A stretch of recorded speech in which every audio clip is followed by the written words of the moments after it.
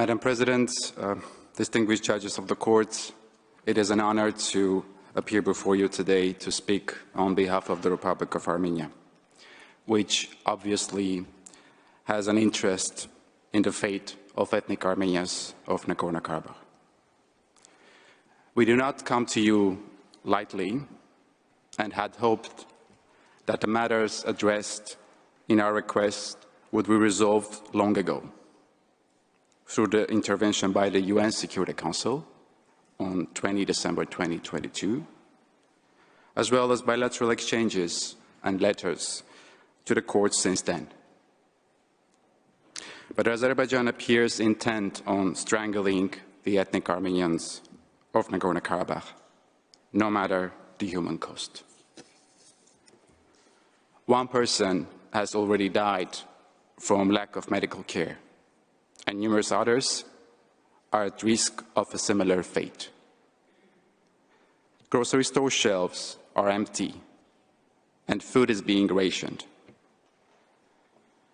There are shortages in essential medicine and medical supplies. Trade and businesses have completely stopped.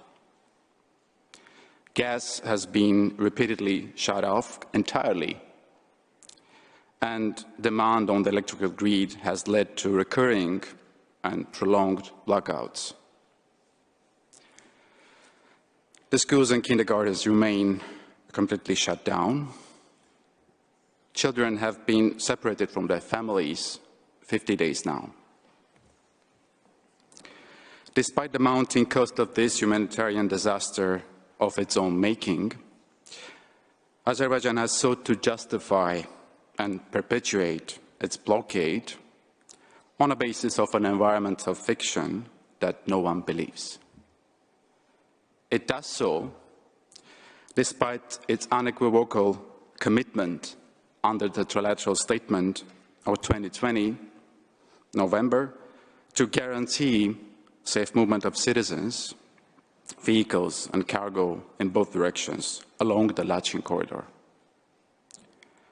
And it does so in the face of near unanimous international condemnation,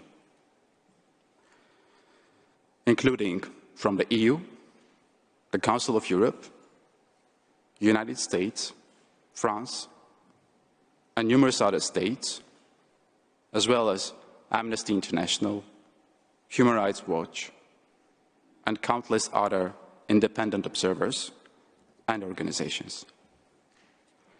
Over a month ago, the European Court of Human Rights ordered Azerbaijan to take all necessary measures to ensure safe passage of seriously ill persons in need of medical treatment in Armenia, and those stranded on the road.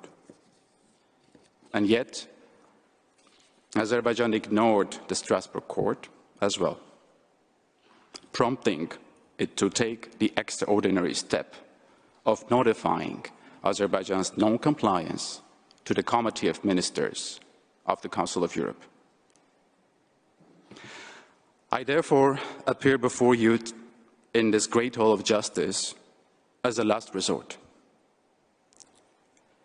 If the court does not act quickly, the ethnic Armenians of Nagorno-Karabakh will be faced with an impossible choice: to leave their ancestral homes or to stay there and starve. President Aliyev has made that plainly clear.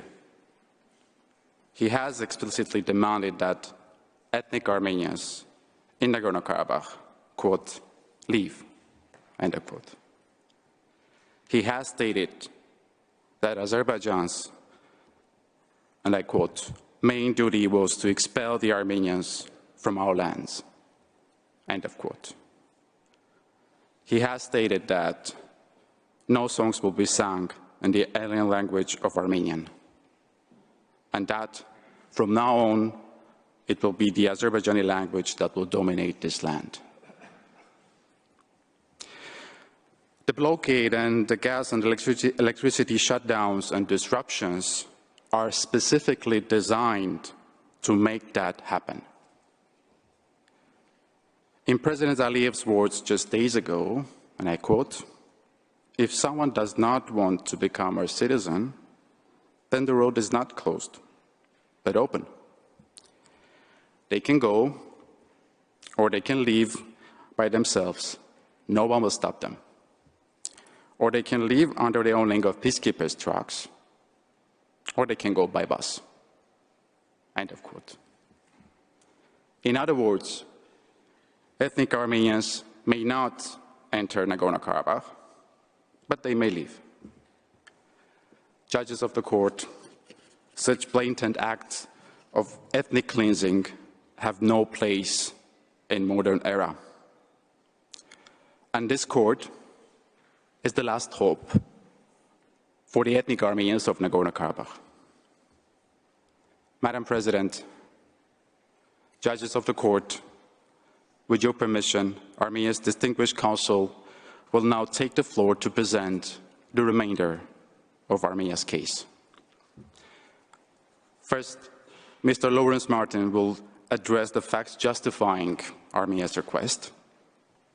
Second, Professor Linos Alexandros Sicilianos will address the prima facie jurisdiction of the court, the rights for which protection is sought, and the link between such rights and measures requested. Third, Dr. Konstantinos Saloridis will address the irreparable prejudice and urgency requiring indication of provisional measures. Fourth, Professor Pierre Dargent will discuss the provisional measures requested. Finally, I will briefly return to the floor to read Armenia's submissions. I thank you, Madam President, distinguished members of the court, for your attention and careful consideration of Armenia's request. I now ask that you call Mr. Martin to the floor. Thank you.